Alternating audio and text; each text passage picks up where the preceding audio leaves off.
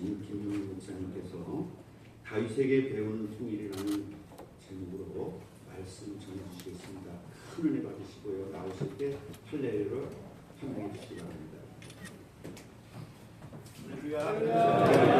함께 영광을 드립니다.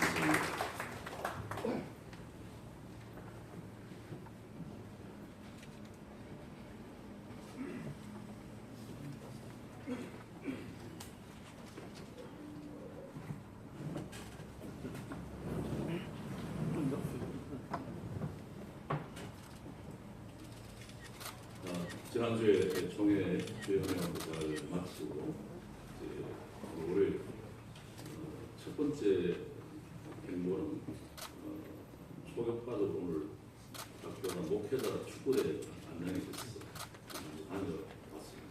우리 교단 행사로는 제가 공무원 통일 기도회, 통일 포럼 이렇게 시작하는 발걸음을 하게 돼서 영광을 올려드립니다. 평소에 통일에 대한 열망을 가지고 함께하는 우리 서북협의회의 우리 귀하신 목사님 장로님들 오늘 찬송과 함께 기도하는 모습이 얼마나 뜨거운지 굉장한 도전이 됩니다. 우리 교단 산하에 이민단체이긴 하지만 5개의 방역협의회가 있지 않습니까? 그 협의회들마다 좀 전수를 좀 해주시면 좋겠습니다. 북한위원회라고 하는 이 귀한 조직을 전수를 해주시면 각 지역도 함께 통일해서 기도하는 그 통일이 앞당겨지지 않겠나 그런 생각을 아주 상식해 보았습니다. 하나님께서 우리 교단을 특별히 사랑하셔서 북한을 향한 이번 기도가 계속 되어지고 있습니다. 김상인 목사님을 시작해서 조준산 그 흐름이 잠시 주춤했지만 다시 통로원과 우리 서울예대 북한 선교위원회를 통해서 다시 이불이 활활 일어날 줄 믿습니다. 이번에 귀한 행사만 끝나는 게 아니라 우리 교단 전체가 다시 한번 불과 같은 그런 성령의 역사하심으로 말미암아 곳곳마다 북한의 우리 국민들이 저들도 다 구원받아야 될 하나님의 사람들이고 저들을 속히 하나님을 찬양하며 영광거리는 귀한 자리에 우리와 함께 서게 하기 위해서는 우리가 무엇보다도 하나님 앞에 기도하면 하나님께서 그 시간을 당겨주실 줄 믿습니다. 우리가 기도하는 것은 우리 1990년 초인가요? 소련 체제에서 갑자기 그 체제가 무너졌고 이제 그 땅에 그리스도의 복음이 다시 들어가는 역사가 일어난 것을 기억됩니다. 제가 1994년 수영로교회 본목사로 심호할 때에 러시아 정교회 부활절 날짜에 맞추어서 그때 당시 정필도 목사님 모시고 제가 그때 그 음악위원회 쪽에 담당 목사에서 찬양대 130명 정도 데리고 부활절 연합 예배에 다녀온 적이 있습니다. 그때 이미 앞서서 복음을 들고 성교사에 들어가 계셨고 그 땅에 복음의 역사가 활발하게 일어나는 것을 목도했습니다. 하나님께서 우리의 기도를 들으시고 북한 땅에도 하나님께서 어느 날 갑자기 문이 확 열리고 복음의 역사가 일어날 줄로 믿습니다. 전국에 준비된 하나님의 사람들이 또 준비된 하나님의 교회들이 이 일을 넉넉하게 감당해 가실 줄 믿습니다. 우리 교단의 우리 총대 목사님 장로님들이 특별한 해안을 가지고 통일 목회 개방을 상설위원회에서 기관으로 승격시켜서 이 일을 체계적으로 할 수 있도록 시작하게 하신 첫 번째 해입니다. 새롭게 세워진 우리 김창훈 이사장님 비롯해서 우리 모두가 함께 힘을 모아서 이 복음의 놀라운 역사에 함께 동참하는 우리 모두가 되기를 주님의 이름으로 부탁을 드립니다. 나라와 민족을 위해서 기도해야 되는 내용들은 참 많이 있습니다. 우리 총회 기간에도 10월 27일에 함께 기도하자는 그런 내용으로 우리가 결의한 바 있습니다만 무엇보다도 우리가 나라와 민족을 위하여 기도할 때에 하나님께서 우리나라를 붙들어 주시고 좌우나 우로나 치우치지 않게 하시고 하나님의 영광을 위하여 우리를 사용하여 주실 줄 믿습니다. 저는 개인적으로 저 앞에 기도할 때에 하나님 주님 앞에 쓰임받고 천국 가기를 원합니다. 이 기도 제목을 늘 드립니다. 우리 모두가 하나님 앞에 각자 주신 은사와 달란트를 따라서 주 앞에 우리 모두가 다 쓰임받고 천국 갈 때 특별히 이 북한 복음화, 북한 선교를 위하여 이 자리에 계신 우리 모두가 거기하게 쓰임받는 역사가 있기를 예수님의 이름으로 축복합니다. 오늘 본문의 말씀을 우리가 잠깐 성경에 보면은 솔로몬 아들 르호보암 때에 이스라엘의 남북이 나누어졌고 그 이전에는 하나의 통일 국가였죠. 성경을 자세히 살펴보면 사울왕이 죽고 다윗이 전체 이스라엘 왕이 되기까지는 2년 정도 두 왕이 존재했던 시기가 있었습니다.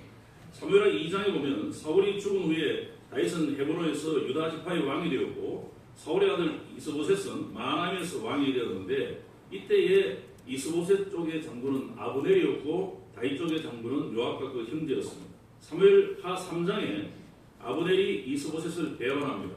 그 이스보셋을 배반한 결정적인 이유는 자신이 사울의 첩과 통관하는 것을 이스보셋이 지적했죠. 그래서 아브넬은 이스라엘 장로들에게 다윗을 왕으로 세우겠다고 선언하고 부하 20년을 끌고 헤브론에 가서 자신의 뜻을 다윗에게 전할 때에 다윗이 매우 기뻐하며 잔치를 배설한 내용이 나옵니다. 이때에 돌아가던 아브넬은 요압 장군에게 몰래 이제 죽여버리게 되고 이 소식을 듣고 자신을 따르던 모든 백성들에게 옷을 찢고 굵은 배를 띠고 애도할 것을 선포하는 장면이 나옵니다.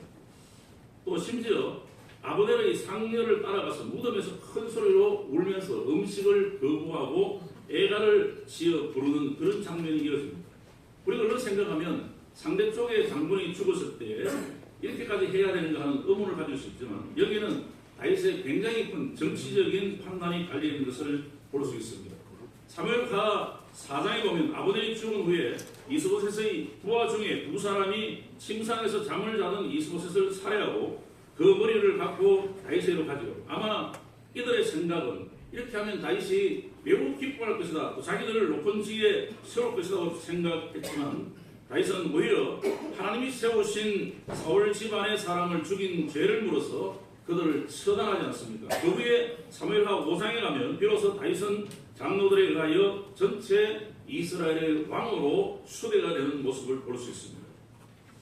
이 기간 속에 다윗의 모습을 우리 각자 개개인의 가정이나 또 인생사이나 또 국가 정치에 어떻게 적용하는 것이 지혜로운가 충분히 배울 수 있는 것 같습니다.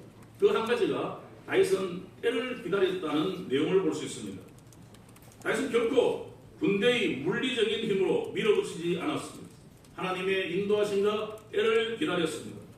오랜 기간 동안 사울에게 쫓겨다니며 광야에서 많은 어려움이 있었지만 기다렸습니다. 아무리 시간이 걸리고 현실적인 상황이 급하더라도 다윗은 영적 질서와 원칙에 의하여 행동한 것을 볼 수 있습니다. 무슨 일이든지 하나님보다 앞서지 않겠다고 하는 그의 철학을 볼 수 있습니다. 다윗은 왕이었지만 자신 위에 하나님이 계심을 늘 의식했습니다. 말씀 묵상과 기도를 통해서 하나님의 인도하심을 늘 쫓아가고자 했습니다. 오늘 우리 하나님의 사람들은 이 부분을 우리가 배워야 하는 것 같습니다. 우리는 하나님의 놀라운 인도하심을 쫓아 하나님이 길을 열어주실 때까지 기다려야만 합니다.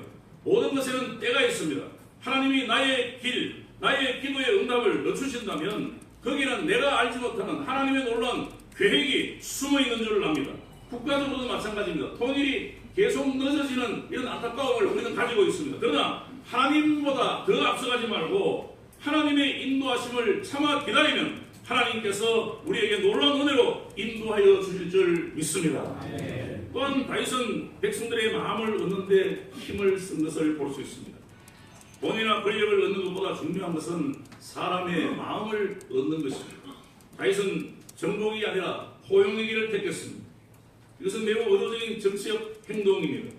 아브넬의 묘지에서 울고 애도를 선포한 것이나 이스보셋을 죽인 사람을 처단한 것은 매우 좋은 신뢰입니다. 이렇게 했더니 온 백성들이 기뻐했고 왕이 무슨 일을 하든지 다 기뻐했다라고 그렇게 평가가 나옵니다. 우리가 이 땅을 사는 여정 가운데 사람의 마음을 얻는 것은 참 중요한 것 같습니다. 우리 함께 이 다윗의 이 행보를 우리가 그대로 우리가 쫓아간다면 북한의 문이 열리게 되고 하나님께서 그 북한 사람들의 꽉 닫혔던 그런 아주 설렁설과 같은 그런 문들이 녹아내리기 시작하고 그래서 하나님의 역사가 복음의 역사가 사랑의 역사가 북한 땅에 임할 줄로 믿습니다. 다윗은 또한 하나님이 쓰시기에 좋은 사람으로 준비한 것을 볼 수 있습니다. 실력으로나 영적으로나 자신을 잘 준비시켰습니다. 목동 시절에 또 광야에서 왕이 된 이후에도 그렇게 한 것을 볼 수 있습니다. 아무것도 안 하면서 그냥 막연하게 감 떨어지며 기다리는 것이 아니라 사자를 찢어 죽이고 골리앗을 물리칠 정도의 그의 실력을 보면은 평소에 얼마나 그 자신을 연마했는가를 알 수 있습니다. 우리가 운전을 하고 싶으면 운전면허증을 따야 하는 것은 우선 되어지는 것 아니겠습니까? 마찬가지로 하나님이 나를 쓰시기 좋게 준비해야만 하는 것입니다. 통일을 바란다면 통일에 대한 준비가 우리에게 필요한 것입니다. 우리는 하나님 앞에 먼저 기도의 분량을 쌓아야만 하는 것입니다. 눈물을 주 앞에 뿌려야만 하는 것입니다. 엎드려 하나님 앞에 엎드려 주여 불쌍히 여겨 주옵소서 주 앞에 간구할 때에 주께서 우리의 간구를 들으시고 길을 열어주실 줄 믿습니다. 이 준비는 하나님 없이는 나의 혈기가 아니라 하나님께 기도하는 여주 동행하는 노력일 것입니다. 국가적인 통일 문제나 개인적인 인생의 문제나 영적인 준비가 매우 필요한 것입니다. 현실적인 능력을 갖추어가면서 기도하는 것이 우리 그리스도인 특히 하나님 주권 사상을 신앙하는 우리 교단의 하나님의 사람들이 꼭 해야 될 부분이라고 보여집니다. 우리나라의 미래를 위하여 하나님 앞에 매일매일 기도하십시오. 그것도 기도의 우선순위가 제일 앞에 나라와 민족을 위하여 북한 통일을 위하여 우리가 기도하기를 원합니다. 하나님께서 마음과 길을 열어주셔야 길이 열려지고 평화 통일이 되어지는 것입니다. 우리 모두 다윗처럼 무슨 일을 하든지 하나님보다 앞서지 말고 주님의 때를 기다리십시오. 조금 늦어질지 모르지만 하나님의 큰 퍼즐 가운데 하나님의 큰 그림 가운데 지금도 계획되어지고 진행되어지는 줄 믿습니다. 늘 말씀 묵상과 기도에 힘쓰면서 우리 스스로 하나님 쓰시기에 좋은 것으로 준비하셔서 통일의 영광의 주인공이 다 되시기를 예수님의 이름으로 축복합니다. 기도하겠습니다. 참 좋으신 아버지 하나님 감사합니다. 우리 대한예수교 장로회 우리 모든 우리 교단 산하에 하나님의 사람들을 세우시고 특별히 북한 땅의 우리 동포들을 주님 앞으로 인도하게 하여 뜨거운 마음으로 기도하게 하시니 감사합니다. 이제 통일목회 개발원과 또 서구역 북한 선교위원회가 함께 힘을 모아서 이 일을 이제 시작합니다. 우리 교단 산하의 다른 협의회도 북한 선교에 더 힘을 쏟게 하여 주시고 우리 모든 산하의 교회들마다 복음을 위하여 북한 선교를 위하여 뜨겁게 기도하는 역사가 불길같이 일어나게 하여 주시옵소서. 오늘 선교 포럼을 통해서 오늘 통일 기도를 통해서 불같이 일어나게 하여 주시기를 원합니다. 이를 위하여 총회임원회가 또 이렇게 15일부터 16일까지 백령도에서 통일 기도회를 진행하고자 합니다. 주님 복권마다 주 앞에 기도하는 하나님의 사람들을 통해서 역사하여 주실 줄 믿사오니 주님을 기대합니다. 역사하여 주옵소서. 응답하여 주시옵소서. 예수님 거룩하신 이름으로 기도하옵나이다. 아멘.